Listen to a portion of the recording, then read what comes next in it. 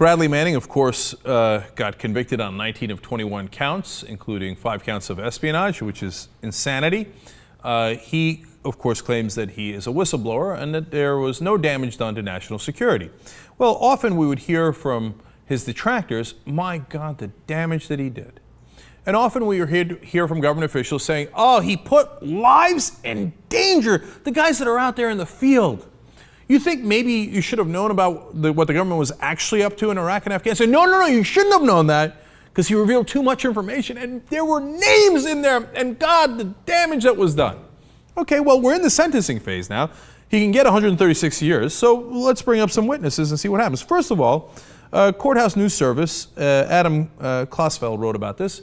He made a good point. He said, 3 years of journalistic scrutiny into the effects of the leaks could not uncover a case of an intelligence source who was killed or injured because of the disclosures. So 3 years of the press looking into it, not a single case. Okay, wait.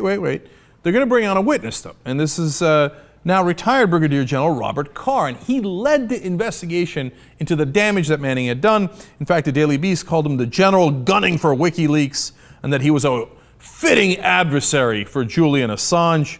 So the general got up there and testified. Well, here's what happened. The military's position took another hit Wednesday, the article explains, as the former brigadier general who headed the Information Review Task Force investigating the leaks said that he had never heard that a source named in the Afghan war logs was killed.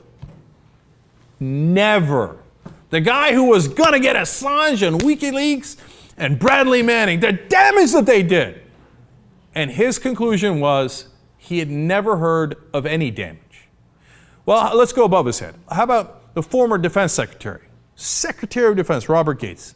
What did he say? He said, the rhetoric about the supposed harm caused by the leaks was fairly significantly overwrought. Well, that's the Secretary of Defense and the former retired Brigadier General who was in charge of the investigation on damage, both saying, nobody was damaged. The guy faces 136 years in prison. 5 counts of the Espionage Act he was convicted of. Finally, we go to John Kirchhofer, and he's very relevant because he's a former Defense Intelligence Agency senior staffer that was working very closely with Brigadier General Carr.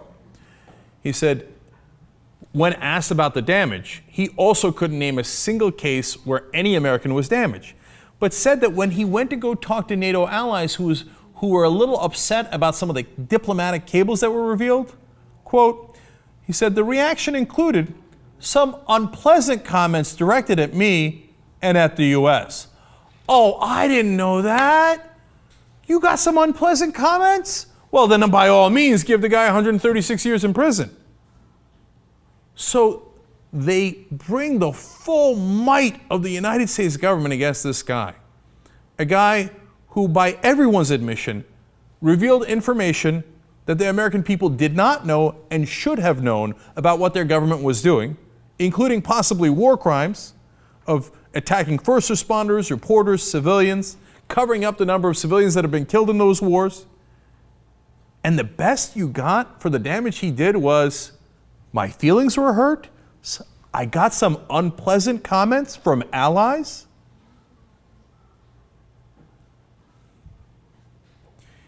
The guys at HSBC who money laundered for Al-Qaeda, for Iran, and for Mexican drug lords got no time in prison. Bradley Manning, because he caused some unpleasant comments, faces 136 years in prison.